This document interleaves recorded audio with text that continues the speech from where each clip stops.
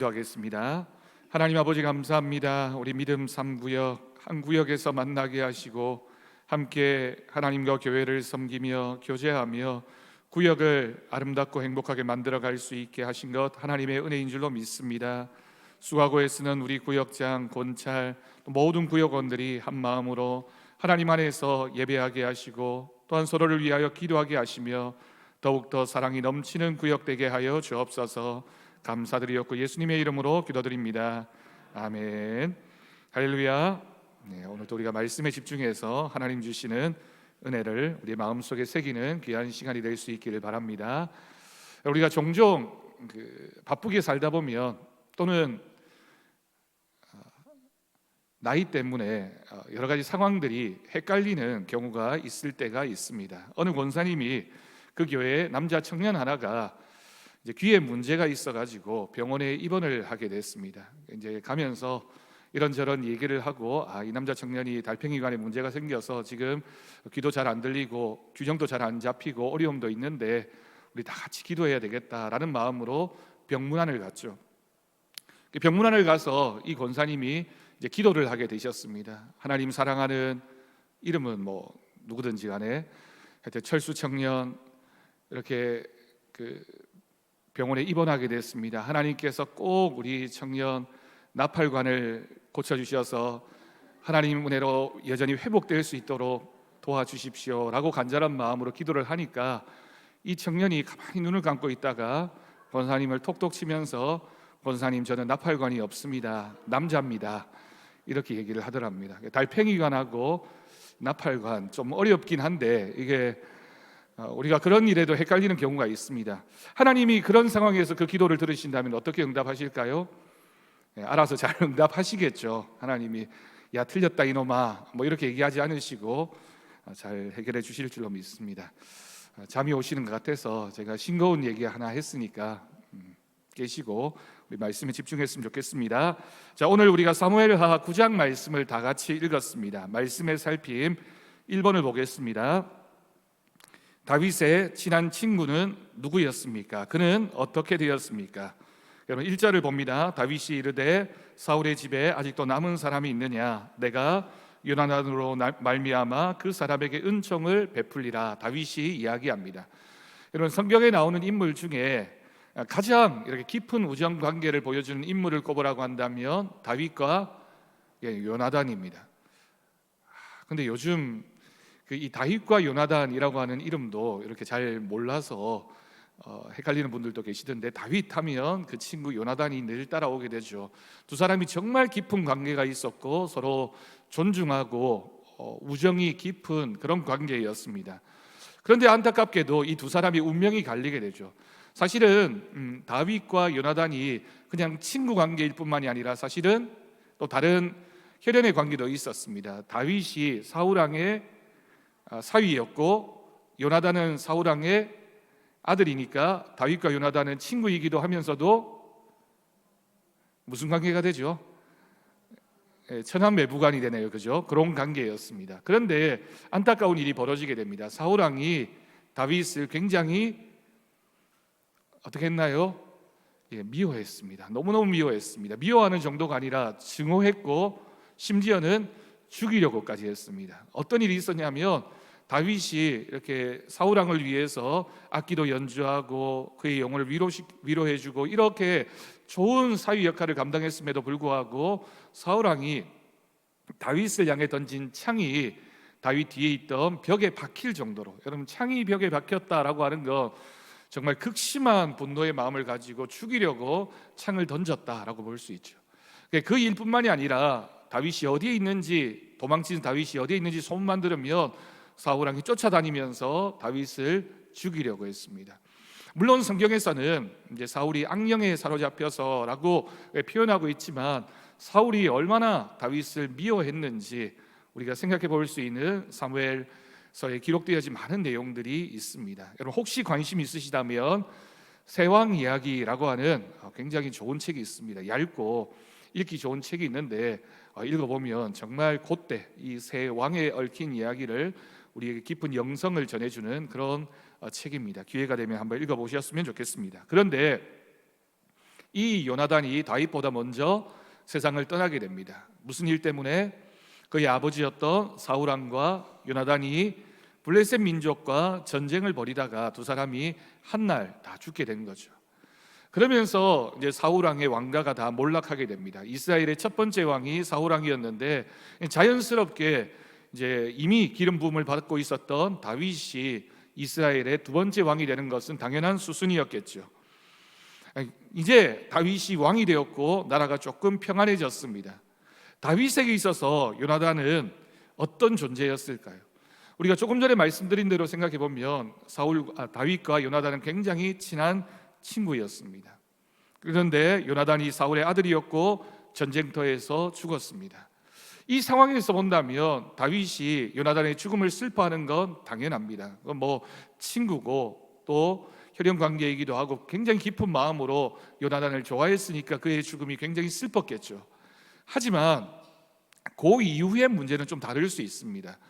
우리가 우리나라 역사에서도 그렇고 또 해외의 역사에서도 알고 있는 것처럼 한 나라에 왕이 새롭게 세워지게 되면 그 이전의 왕 그리고 그의 가족들을 어떻게 돼 있는지를 우리가 잘 알고 있잖아요.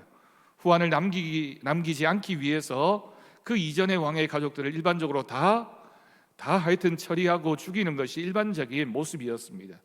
다윗에게도 요나단 그리고 그의 후손들이 남아있다, 요나단의 후손들이 남아있다라고 하는 건 언제 악한 생각을 가진 사람들이 반역을 일으킬지도 모르는 그런 상황, 그런 존재가 요나단의 후손이었다라고 하는 거죠. 자, 2번 질문입니다.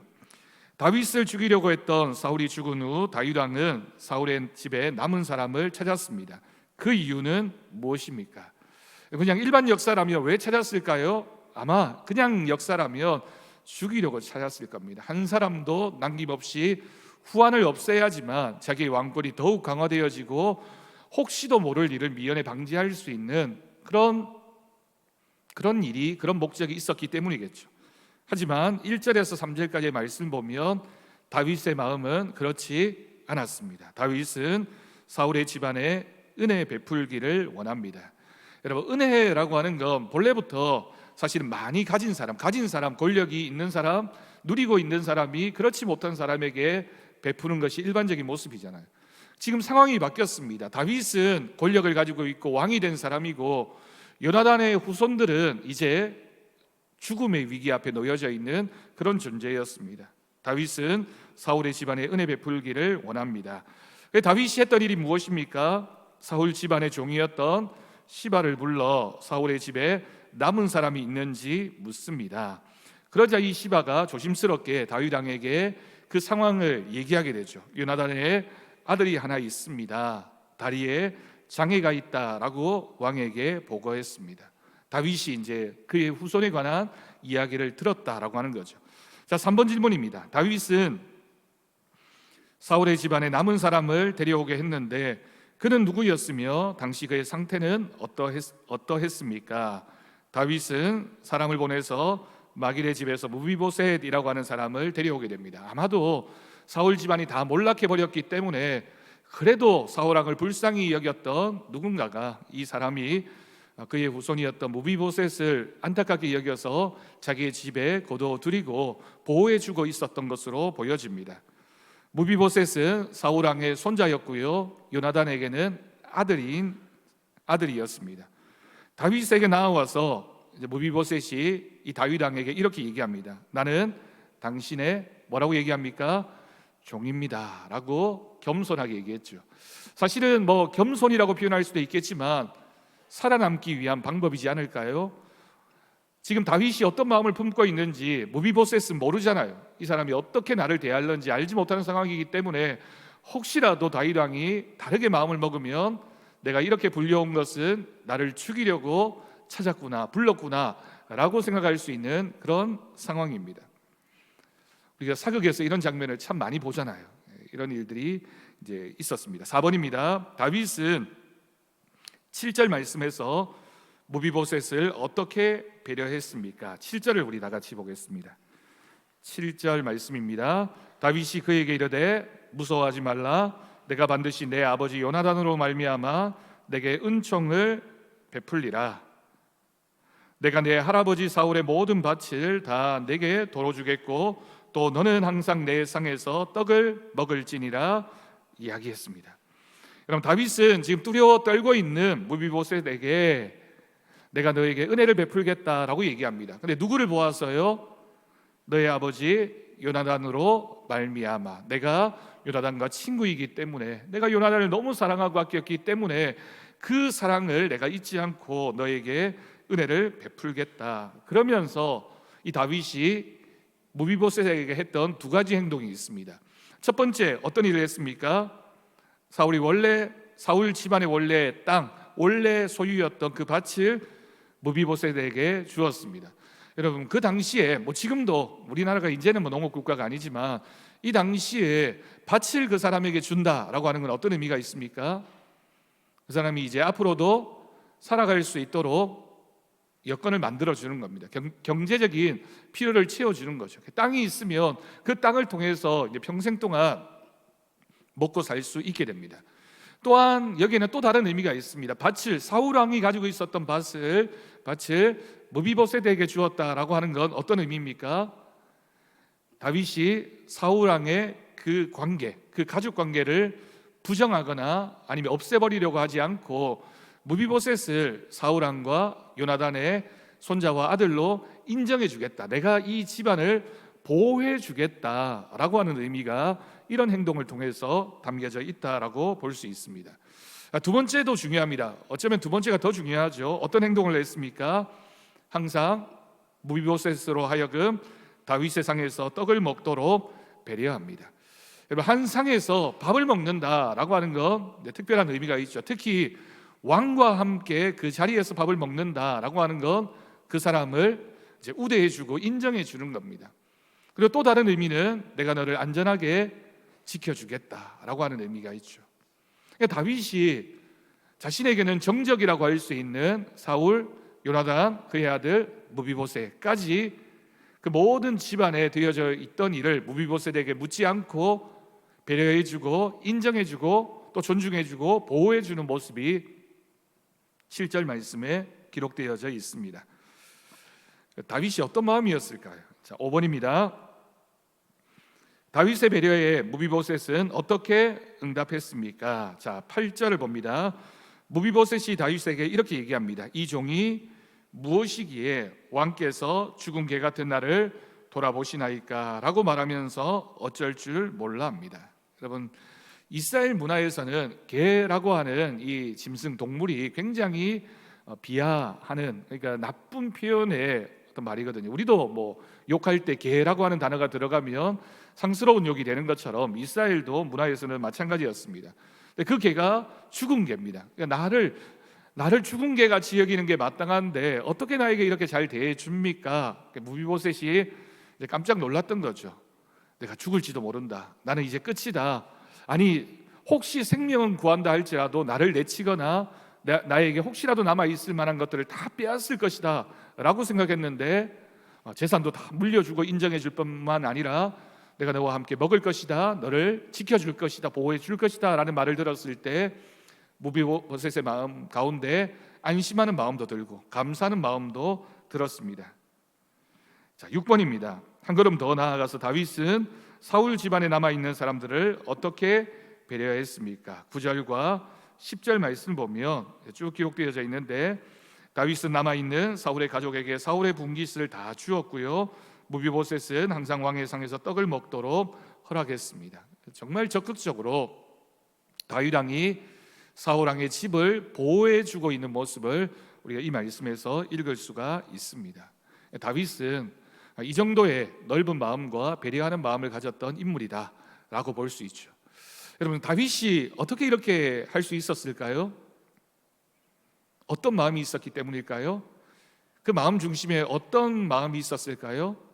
하나님께서 세우신 왕에 대한 존경하는 마음이 다윗의 원래부터의 신앙의 모습이었습니다. 그래서 다윗이 사울왕이 자신을 죽이려고 왔을 때 두 번이나 사울왕을 죽일 수 있는 기회가 있었잖아요.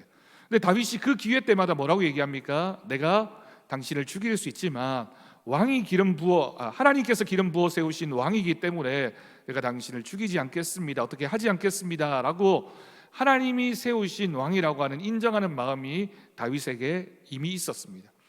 그러니 이 무비보셋을 바라보면서도 사울 왕에게 그러했던 것처럼, 또 자신의 친구였던 요나단에게 그러했던 것처럼 하나님이 세우신 왕에 대한 인정하는 마음, 내가 함부로 하지 않겠다라고 하는 마음이 다윗의 그 마음에 있었다라고 하는 거죠. 정말 하나님 보시기에 그 마음 중심에 하나님이 있는 사람의 모습이다라고 할 수 있습니다. 하나님께서 다윗 왕의 마음 중심을 보았다라고 했을 때 정말 다윗이 그 마음속에 신실한 마음, 하나님을 인정하고 또한 자기가 억지로 인위적으로 또는 내 욕심을 따라서 뭔가를 결정하고 하지 않겠다라고 하는 그런 마음이 중심에 늘 있는 인물이었던 거죠. 그러니까 다윗 왕이 참 존경받을 만한 인물이다.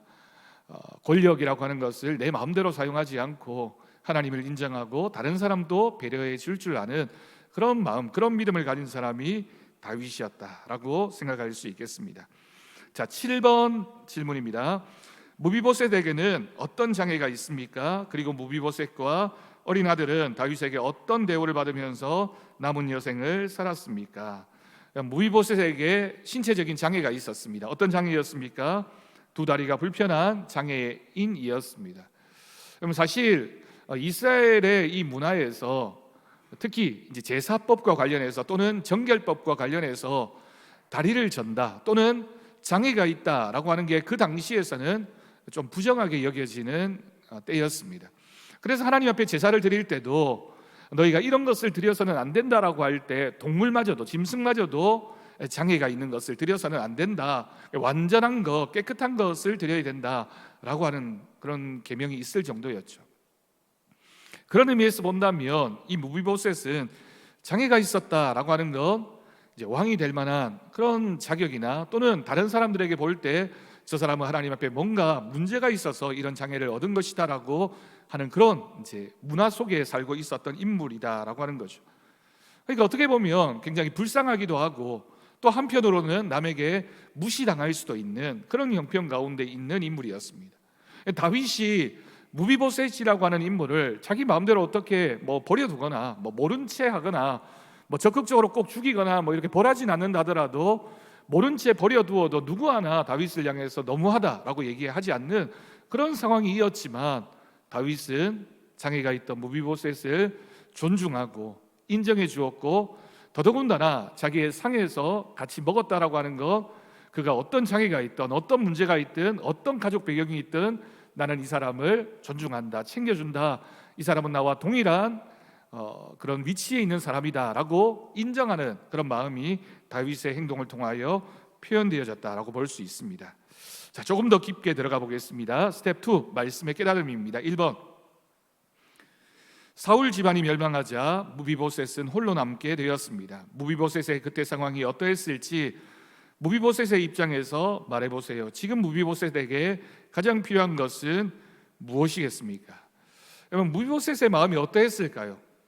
절망적이지 않았을까요? 여러분, 원래부터 가난하고 원래부터 어려운 형편에 있던 사람이라면 지금 좀 어렵고 힘든 건 얼마든지 받아들이고 견뎌낼 수 있습니다. 근데 무비보셋은 원래 어떤 인물이었습니까?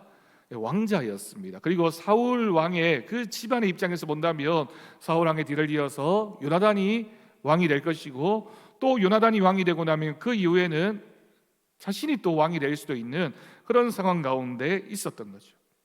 그런데 안타깝게도 그 집안에 가지고 있었던 그 모든 권위 그리고 모든 재산 또 모든 권력이 다 전쟁을 통해 한순간에 사라졌습니다. 사울과 요나단이 전쟁터에서 죽었고 유일하게 살아남은 아들 무비보셋이 있었기 때문입니다. 지금 무비보셋에게 필요한 게 뭘까요? 먹고 사는 문제도 필요할 거고요. 또 나를 해칠까라고 하는 두려움에서부터 보호받는 것도 필요할 겁니다. 하지만 마음 또 한편에는 이런 마음도 있었을 겁니다. 우리는 몰락한 다른 사람의 어떻게 손가락질을 당할 수밖에 없는 왕가의, 그것도 이제 그 왕가의 혈통이 다 끊어지고 권력이 다 사라진 이전 왕가의 자손으로서는 어떻게 내가 존중받을 수 있을까? 특히나 자기가 자신에게 있는 장애를 생각한다면 더더욱 이 사회에서 존중받지 못하는, 오히려 더 경멸당하고 조롱받을 수 있는 그런 형편 가운데 있었다는 거죠.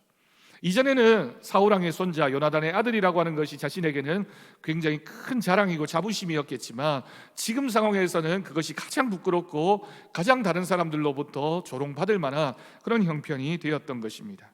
그렇게 본다면 무비보셋이 진정으로 원했던 것은 자신의 삶의 문제를, 지금 경험하고 있는 이 어려움을 해결하는 것도 한 가지였을 거고요. 또 한 가지는 자신의 집안의 권위가 어느 정도 회복되고 장애를 입은 왕족인 자신을 돌보는 것이 혹시라도 나에게 주어지는 기회가 될 것이다, 내가 하나님께 은혜를 입는 것이다 라고 생각했을 겁니다.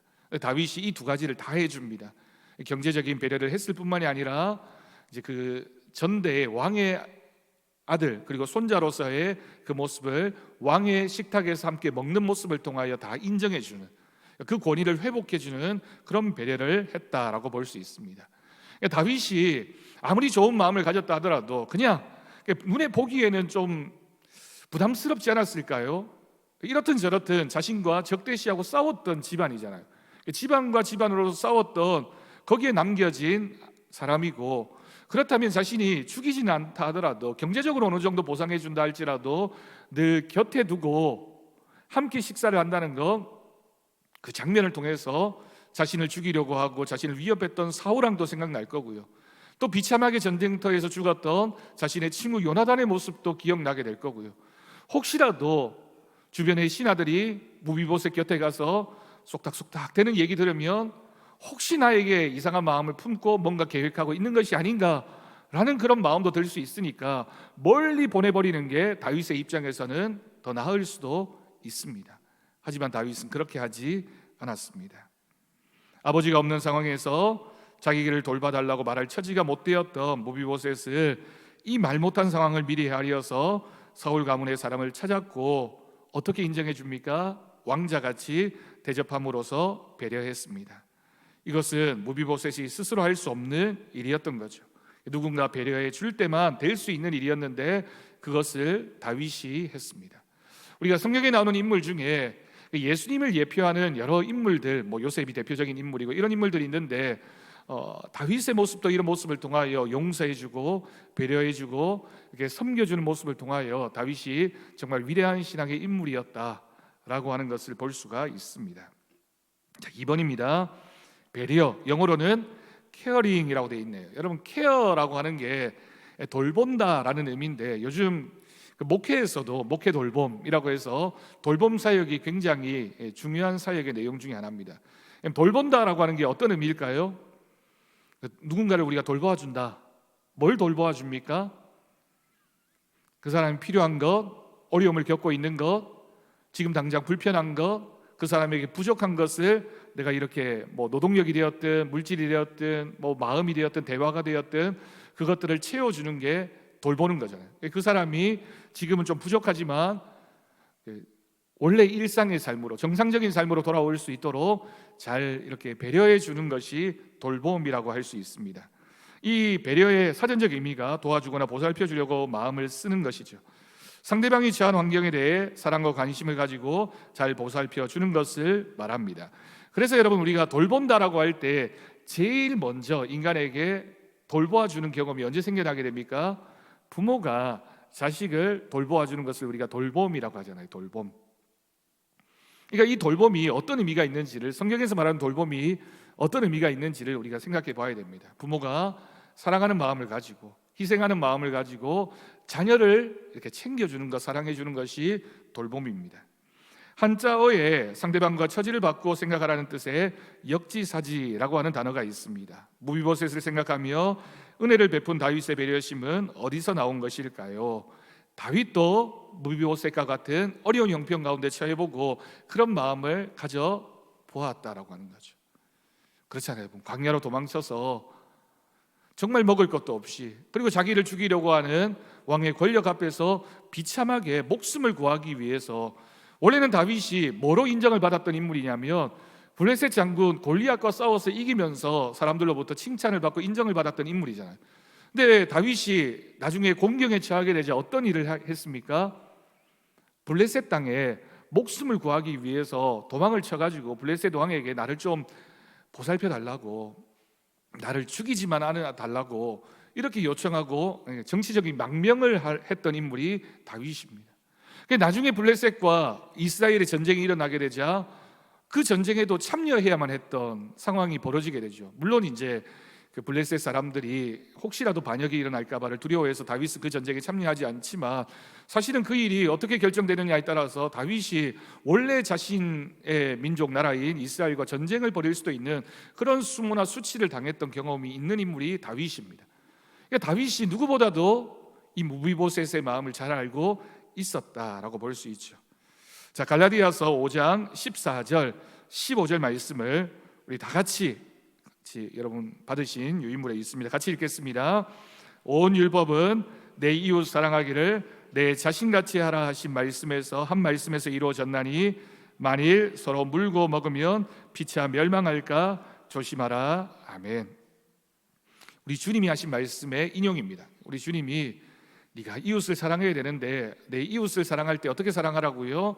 내 몸과 같이 너 자신을 사랑하는 것처럼 내 이웃을 사랑해야 돼. 다윗이 물론 예수님의 이 말씀을 들은 건 아니겠지만 율법의 정신이 사실 이겁니다. 다윗이 하나님의 뜻은 내가 누군가를 미워하고 죽이고 해치는 게 아니라 내가 처했던 형편을 생각하고 내 마음을 하나님 앞에 드려서 아무리 원수라 하더라도 그 사람을 용서해주고 배려해주는 것이 하나님의 뜻이다라고 하는 믿음이 다윗에게 있었다라고 하는 거죠. 또한 다윗이 무비보셋을 보살펴 준 것은 누구를 생각했기 때문일까요? 요나단을 생각했기 때문이겠죠. 그의 아버지와 쌓았던 우정, 얼마나 두 사람이 정말 서로를 사랑했는지.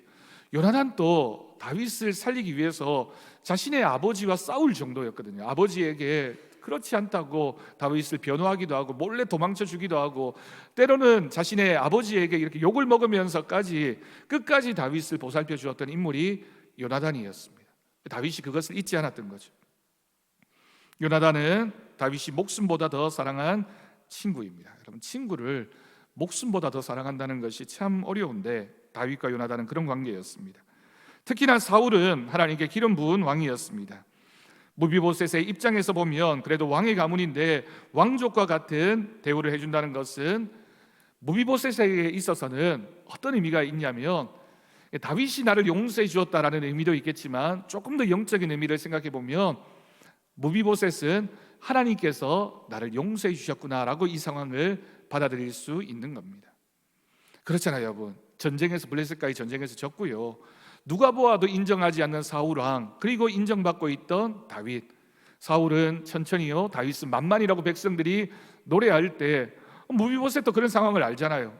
민심이 떠나고 백성들의 민심이 떠난 왕이 사라지고 새로운 왕이 백성들로부터 존경을 받고 인정을 받게 되고 또 나라가 강건해지고 법궤도 돌아오고 이런 상황을 보면서 무비보셋이 어떻게 생각했겠습니까? 하나님이 우리 집을 버렸구나 라고 생각했을 텐데 다윗이 이렇게 배려해 줌으로써 그 마음속에 하나님이 나를 인정해 주시는구나, 하나님이 나를 용서해 주셨구나 라는 마음을 품을 수가 있었던 것입니다.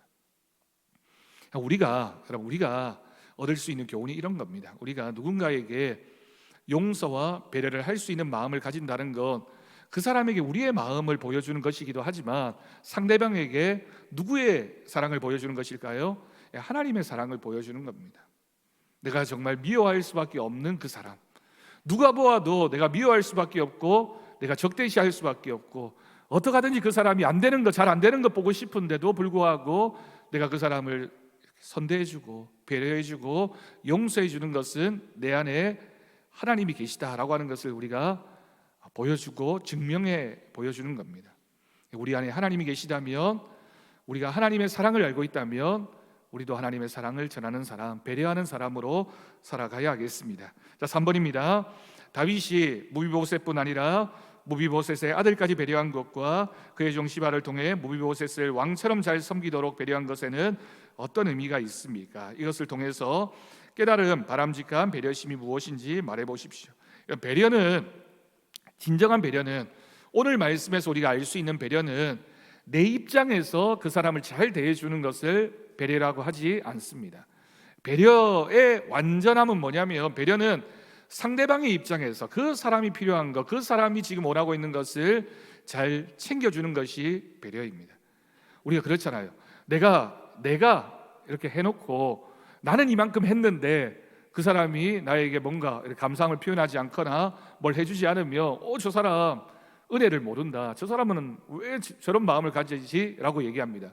정말 중요한 건, 배려의 핵심은 내가 할 수 있는 걸 해주는 게 아니라 그 사람이 꼭 필요한 것을 해주는 것이 배려입니다. 상대방이 말하지 않아도 미리 우리가 마음을 쓰고 배려하는 것은 하나님의 마음을 품을 때 가능합니다. 무비보셋만 배려해도 은혜라고 할 수 있는데, 그의 집안에 속한 식솔까지 배려한 것은 다윗이 얼마나 하나님을 생각하고 하나님의 마음을 가진 사람이었는지를 우리에게 보여주는 것이죠. 그러니 여러분, 사랑의 완성은 뭘까요? 예수님이 말씀하신 가장 큰 사랑이 뭡니까? 사랑의 완성은 용서입니다. 용서. 그래서 베드로가 7번 용서해 주면 되겠습니까? 라고 물었을 때 예수님이 70번에 7번까지, 그러니까 끝까지 너는 뭘 해야 된다? 용서해 주는 게 사랑하는 것이다. 그 사람의 입장에서 그 사람을 우리가 받아주고 용서해 주는 것이 바로 사랑입니다. 배려할 때는 여러분, 인색하면 안 됩니다. 그러니까 내가 할 수 있는 것만 해놓고 배려했다라고 생각하는 것이 아니라 그 사람에게 정말 필요한 것을 우리가 인색하지 않도록 잘 하는 것이 사랑의 완성입니다. 자, 마지막입니다. 말씀의 적용 1번. 당신이 상대방을 잘 배려하지 못하는 이유는 무엇입니까? 여러분, 대부분의 경우에 우리가 배려가 부족한 이유는 그 사람의 입장에 서보지 않아서 그럴 때가 참 많이 있습니다. 그냥 일반적인 얘기입니다. 집집마다 다 다르지만, 여러분, 남편과 아내가 있으면 누가 더 잘 상대방을 잘 챙겨줍니까? 우리 집은 남편이 더 아내를 잘 챙겨줍니까? 일반적으로는 아내가 남편을 더 잘 챙겨주지 않나요? 그런데 이런 관계에서 본질이 뭐냐면, 이 관계에서, 부부 관계에서 본질은 누가 그 사람의 입장을 좀 더 잘 생각하고 그 사람을 내 마음을 받아들여 주느냐라고 하는 거죠. 대부분이 아니라 저의 일반적인 마음은 늘 생각이 자기 중심으로 돌아가게 되면 상대방을 배려하기가 어렵습니다. 그러니까 그 사람의 입장에서 그 사람이 필요한 것을 생각해 주는 게 배려인데, 우리는 한계적으로, 누구나 인간은 사실 좀 이기적이잖아요. 내 입장에서 생각하니까 그 사람을 배려해 주기가 어렵습니다. 그러니까 배려에 있어서 가장 중요한 전제 조건이 뭐냐면 공감입니다. 공감. 그 상대방의 마음을 알아주는 것, 그 사람의 형편을 알아주는 것. 아까 우리 사자성어 했던 것처럼 역지사지입니다. 그 사람을 마음을, 입장을 바꾸어서 알아줘야지만 그 사람을 잘 배려할 수가 있습니다. 남편들이 아내의 형편을 잘 모르잖아요. 집에서 하루 종일 노는 사람이 내가 회사 갔다 오면 뭘 해줘야지 라고 생각하는 거, 상대방의 입장을 모르기 때문입니다. 모르니까, 자기가 집에서 살림을 안 해보니까, 안 해봤으니까, 이게 무슨 일이 집에서 일어나는지 모르니까 내 권리라고 생각하고 네가 해줘야지 왜 나한테 이러느냐라고 이렇게 생각하는 거죠. 제가 반성하는 마음으로 얘기하는 거니까, 여러분들을 두고 하는 얘기는 아니니까 마음에 찔림이 없으셔도 됩니다. 하지만 혹시라도 찔림이 있는 분들은 내가 좀 늘 내 입장이 아니라 상대방의 입장에서 생각하고 배려해야 되겠구나. 그건 뭐 가정뿐만이 아니라 교회 안에서도 마찬가지고요. 어떤 관계에 있어든지 우리가 배려하는 마음. 식당에 가서도 우리가 손님일 수도 있지만 때로는 어떤 때는 우리가 사장이 될 수도 있잖아요. 여러 관계에서는 입장이 바뀔 때가 있으니까, 물론 손님의 권리가 있겠지만 너무 함부로 대하다 보면 내가 반대로 그런 입장이 되면 또 함부로 당함을 입을 수도 있습니다. 자, 그 밑에 지도자를 고귀하게 만드는 성품, 여러분 읽어보시면 됩니다. 어떻게 배려했는지에 대한 내용이 쭉 기록되어져 있습니다. 자, 팁을 봅니다. 성실의 성품 연습하기, 배려의 기술. 우리 1번부터 6번까지 있는데요, 우리 다 같이 읽겠습니다. 1번, 상대방의 입장에서 생각하고 행동하자. 2번, 상대방을 잘 관찰하자. 외모, 눈빛, 태도, 행동. 우리가 참 남자들이 이걸 못합니다. 그죠? 눈치가 없죠. 3번 같이 읽겠습니다. 많이 듣고 많이 묻자. 4번, 사소한 감동을 주자. 5번, 좋은 것은 양보하자. 6번, 상대방을 높여주자. 종종 제가 제 얘기를 해야 여러분들이 공감이 될 것 같아서 종종 제가 제 딸하고 싸웁니다. 뭘로 싸우는지 아십니까? 먹는 것 가지고 싸웁니다. 아빠 왜 내가 먹으려고 남겨뒀던 거 아빠가 먹었냐고. 어떤 때는 한편으로는 좀 기분이 나쁠 때도 있어요. 분명히 저거는 내가 산 것 같은데 자기가 먹을 거라고 이렇게 스티커를 붙여놓은 것도 아닌데 제가 하나 먹었다고 얼마나 이렇게 뭐라 하면 되게 화가 날 때가 있거든요. 이놈의 딸이, 이놈이 그런데 전에요. 이놈의 딸이라고 하면 하여튼 그런 마음이 들 때가 있습니다. 좋은 것은 양보해야 되는데 또 상대방의 입장을 생각해 줘야 되는데 우리가 그런 마음을 가지고 행복한 가정, 행복한 교회를 만들어갈 수 있기를 바랍니다. 찬송가 452장 함께 찬양하겠습니다.